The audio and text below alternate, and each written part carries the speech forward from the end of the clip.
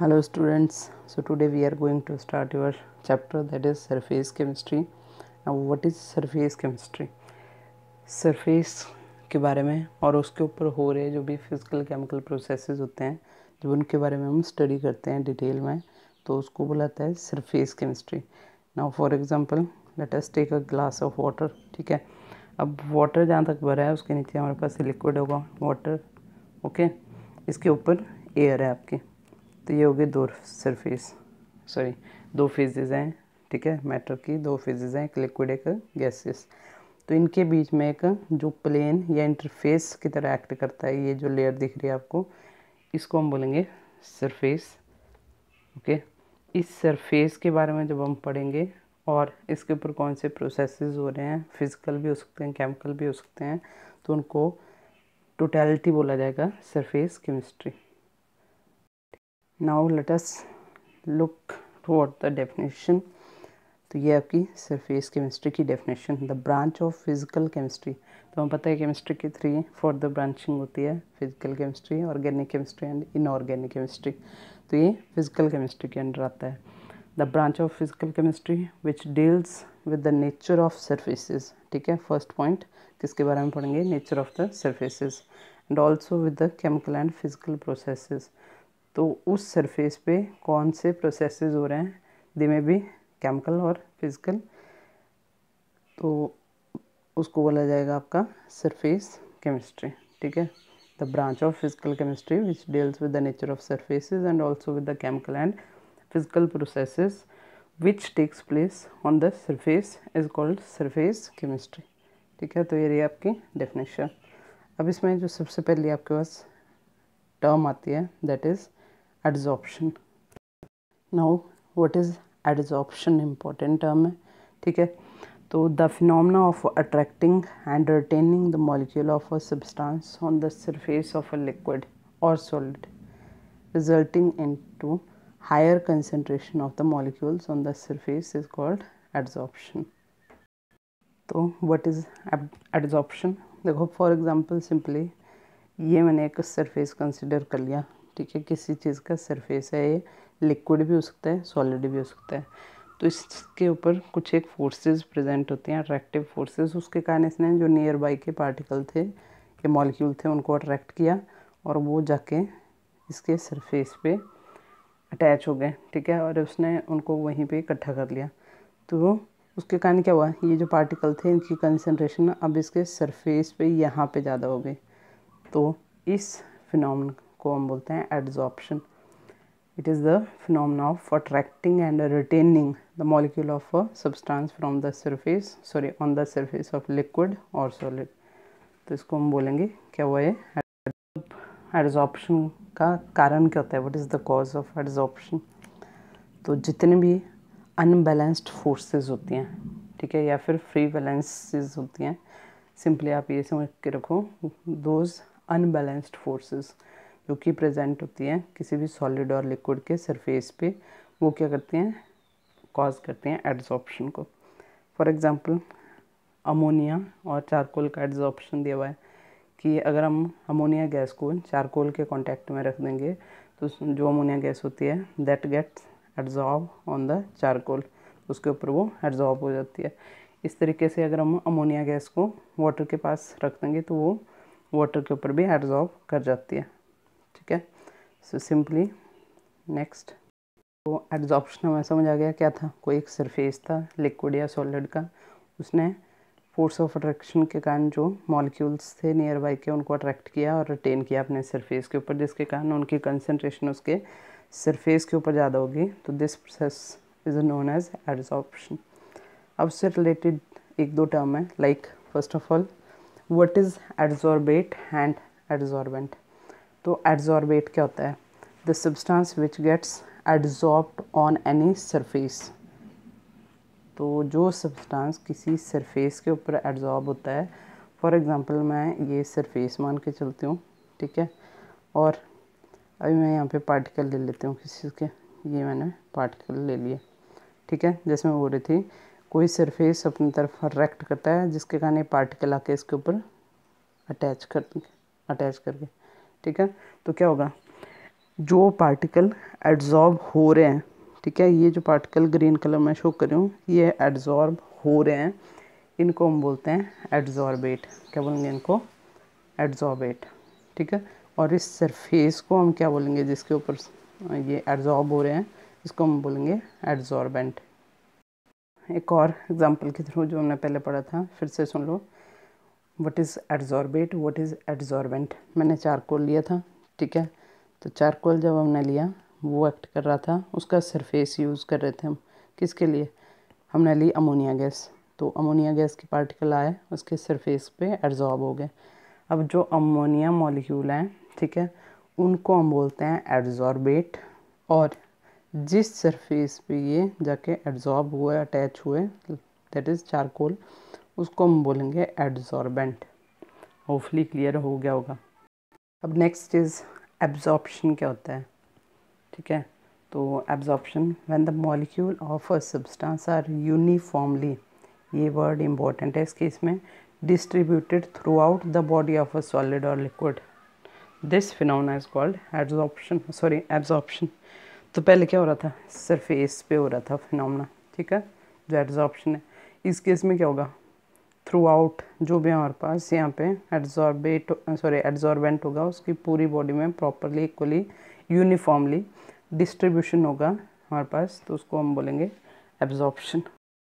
अब एक और टर्म है दैट इज़ डिजॉर्प्शन। तो ये सिंपली कॉमन सेंस है, इसमें क्या होगा? अपोजिट होगा एब्जॉर्प्शन का। तो जो सरफेस पे प्रोसेस हुआ था, के अटैच हुए थे मॉलिक्यूल, इसको बोलते थे एड्जॉर्प्शन। अब यहाँ से अगर हम इनको वापस रिमूव करते हैं that process will be known as desorption. Okay, एक और टर्म है जो आपको मिलेगी कहीं पे पढ़ने को, इंटरफेस। इंटर का मतलब हमेशा होता है इन बिटवीन, ठीक है, फेस का मतलब फेस, तो फेसेस हो गए दो फेजेस के, लाइक सॉलिड और लिक्विड, ठीक है, या फिर सॉलिड गैस या फिर लिक्विड गैस। तो जब भी दो सरफेसेस होंगे, यहाँ पे मान लो एयर है, यहाँ पे कोई सॉलिड है, तो इनके बीच में ये जो आपको प्लेन दिखेगा एक टाइप का, इसी प्लेन को हम इंटरफेस भी बोल सकते हैं, ठीक है। नेक्स्ट टर्म आ रही है ऑक्लूजन, ठीक है, ये 1 नंबर का क्वेश्चन कई बार आ जाता है एग्ज़ाम में। आपके पास क्वेश्चन बना के क्या होता है एमसीक्यूज, उसमें पूछा जाता है फिर उस प्रोसेस को क्या बोला जाता है। तो जब भी एड्जॉर्प्शन ऑफ गैसेस होती है ऑन द मेटल सरफेस, किसी मेटल के ऊपर गैसेस की एब्जॉर्प्शन जब भी होती है, then that is known as occlusion. एक और टर्म है ज़ॉर्प्शन। क्या होता है? तो एक मैकबेन जो साइंटिस्ट थे, उन्होंने जनरल टर्म ज़ॉर्प्शन यूज़ की थी दोनों प्रोसेसेस के लिए, एड्जॉर्प्शन भी और एब्जॉर्प्शन भी, ठीक है। तो ज़ॉर्प्शन क्या होता है? The phenomena in which adsorption and absorption both occurs simultaneously is called sorption. तो अब हमने दोनों चीज़ें देख ली, एब्जॉर्प्शन भी एड्जॉर्प्शन भी। तो अब करेंगे डिफरेंस, इंपॉर्टेंट है, कई बार ऑलरेडी आ चुका है एग्ज़ाम में। So what is adsorption? तो इस केस में देखो फर्स्ट पॉइंट क्या है, it is a surface phenomena, easy है, वही हमने पढ़ा। एड्जॉर्प्शन जो होती है टोटली एक सरफेस फिनोमेना है, whereas absorption it concern with the whole mass of the absorbent. तो इसमें पूरे एज अ बल्क फिनोमेना की तरह काम करता है। फिर आता है आपका second, in it the substance is only retained on the surface. तो इस केस में जो सब्सटेंस होता है सरफेस के ऊपर ही रहेगा, that do not enter into the interior of the solid और लिक्विड, अंदर नहीं जाएगा उसके, ठीक है। तो ये सरफेस था, सिर्फ इसके सरफेस पे अटैच कर रहे थे मॉलिक्यूल। इस केस में क्या है? It implies that a substance is uniformly, मैंने पहले बोला था ये वर्ड इसमें इंपॉर्टेंट है, तो इसमें यूनिफॉर्म डिस्ट्रीब्यूशन होता है through out the body of solid और लिक्विड। फिर आता है नेक्स्ट आपका, in it the concentration of the adsorbed molecule is always greater at the free phase। तो इस केस में जो एड्जॉर्ब हो रहा है मॉलिक्यूल, इसकी कंसनट्रेशन ज़्यादा होती है जब वो फ्री फेज में होता है। इस केस में अपोजिट है, दो कंसनट्रेशन होगी वो थोड़ी लो लेवल की होती है। उसके बाद next, it is rapid in the beginning and slows down near the equilibrium. तो इसमें जैसे जैसे एड्जॉर्प्शन होती जाएगी तो क्या होगा, बाद में सरफेस कम बचेगा, तो उसके कारण ये धीरे धीरे स्लो होता जाता है प्रोसेस, और एक टाइम पे इक्विलिब्रियम अटेन कर लेता है। सेकेंड के केस में it occurs at a uniform rate, एक बराबर रेट से होती रहेगी, ठीक है। लास्ट में आते हैं आपके एग्जांपल, तो water vapour absorbed bye silica gel, example लिख लो, एक एक एक भी काफ़ी है। एक हमने किया अमोनिया जो होती है that gets absorb on the charcoal, और एब्जॉर्प्शन के water vapour absorb by anhydrous calcium chloride, ये कर लो, नीचे भी दिया हुआ है, ठीक है। नेक्स्ट हम देखेंगे कुछ एक इम्पॉर्टेंट कैरेक्टरिस्टिक्स एब्जॉर्प्शन के बारे में जो आपको कम से कम नॉलेज होनी चाहिए। तो फर्स्ट जैसे हमने पढ़ा वही चीज़ है कि जो पार्टिकल्स होते हैं या कंपोनेंट्स होते हैं वो जो एब्जॉर्बेंट होता है उसके सरफेस पे ज़्यादा होते हैं, ठीक है। नेक्स्ट चीज़ आएगी आपकी सेकंड, जो एब्जॉर्प्शन होती है इसमें फ्री एनर्जी जो होती है हमेशा डिक्रीज़ होती है प्रोसेस के बाद।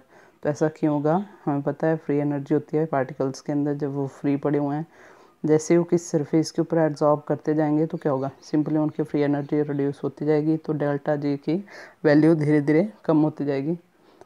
तो जब कम होते होते वो ज़ीरो तक पहुंच जाएगी, डेल्टा जी हमें पता है फ्री एनर्जी का सिंबल होता है, और delta G change in free energy का सिंबल होता है। तो एक इक्विलिब्रियम अटेन कर लेते हैं, एस्टेब्लिश हो जाएगा उनके बीच में। नेक्स्ट इम्पॉर्टेंट कैरेक्टर क्या है, that adsorption is a exothermic process. तो एड्जॉर्प्शन में हमेशा हीट एनर्जी जो होती है इवॉल्व होती है, निकलती है, that is why delta H की वैल्यू इसमें हमेशा नेगेटिव होती है और काफ़ी ज़्यादा नेगेटिव वैल्यू होती है, ठीक है। फिर उसके बाद आता है आपका नेक्स्ट, जो इसमें एंट्रोपी होती है रैंडम मूवमेंट पार्टिकल्स की, दैट ऑल्सो गेट्स रिड्यूस्ड, और उसकी वैल्यू भी हमेशा नेगेटिव आएगी इसके लिए। उसके बाद नेक्स्ट आता है आपका for a process to be spontaneous. अच्छा, ये कि किसी भी प्रोसेस को स्पॉन्टेनियस होने के लिए जो डेल्टा जी की वैल्यू होती है दैट मस्ट बी नेगेटिव, और वो नेगेटिव कैसे होगी, उसके लिए आपके पास जो डेल्टा एच है that must have sufficiently high negative value, okay, so that delta t t delta s have positive value। तो इस केस में वही चीज़ है, डेल्टा एच की वैल्यू बहुत ज़्यादा हाई नेगेटिव होती है, उसके कारण डेल्टा टी डेल्टा एस से उसकी वैल्यू थोड़ी ज़्यादा हो जाती है, ठीक है। तो इसलिए डेल्टा जी की वैल्यू जो होती है it is also negative. So overall इस केस में आपने दो चीज़ें जो दिमाग में रखनी है, या आउटपुट अगर हमें निकाला है इन सब की, तो सबसे पहली बात कि जो आपकी एड्जॉर्प्शन होती है उस केस में delta H, delta S and delta G they all are negative, इन सब की वैल्यू कैसी होगी, नेगेटिव। नेक्स्ट चीज़ जो आपको पता होनी चाहिए, दैट जो डेल्टा एच होता है, ठीक है, उसकी वैल्यू बहुत ज़्यादा नेगेटिव होती है स्टार्टिंग में, हाईली नेगेटिव, बट जैसे जैसे एब्जॉर्प्शन का प्रोसेस होता जाएगा इसकी वैल्यू थोड़ी हाई नेगेटिव से लेस नेगेटिव होती जाएगी, कम कम होती जाएगी, और एक फेज़ ऐसी आएगी, ठीक है, कि ये इक्विलिब्रियम एक्वायर कर लेगा। उसके कारण जो डेल्टा एच की वैल्यू होगी that will be equal to T delta S, उसके बराबर हो जाती है, और उस स्टेज पे डेल्टा जी जो होता है that becomes equal to zero. Next अब हम देखेंगे क्लासिफिकेशन ऑफ एड्जॉर्प्शन। तो एड्जॉर्प्शन दो तरीके से हम क्लासीफाई कर सकते हैं, first depending upon the concentration. तो जो एड्जॉर्बेट है उसकी कंसंट्रेशन कितनी है उस बेसिस पे दो टाइप की एड्जॉर्प्शन होती है, positive adsorption and negative adsorption. तो what is positive adsorption in this case, if the concentration of adsorbate is more on the surface. तो अगर एड्जॉर्बेट की कंसंट्रेशन, जो ये चीज़ है इसकी बात कर रहे हैं हम, इसकी कंसंट्रेशन ज़्यादा होगी than the bulk phase, then it is known as positive adsorption, ठीक है। इसका एग्जांपल KCl करके दिया हुआ है जो ब्लड चारकोल में के साथ मिक्सअप करते हैं। तो नेगेटिव एड्जॉर्प्शन का एग्जांपल क्या आ जाएगा, जब ये जो कंसंट्रेशन है जो एड्जॉर्बेट है ये लेस होगी, कम होगी as compare to the bulk phenomena जो यहाँ पे प्रेजेंट होगा, तो उसको हम बोलेंगे क्या, नेगेटिव एड्जॉर्प्शन। सेकंड जो आपकी क्लासिफिकेशन है एड्जॉर्प्शन की वो हम करेंगे नेक्स्ट लेक्चर में, बिकॉज वो थोड़ी डिटेल में है, इम्पोर्टेंट भी है topic. So stay safe, keep studying.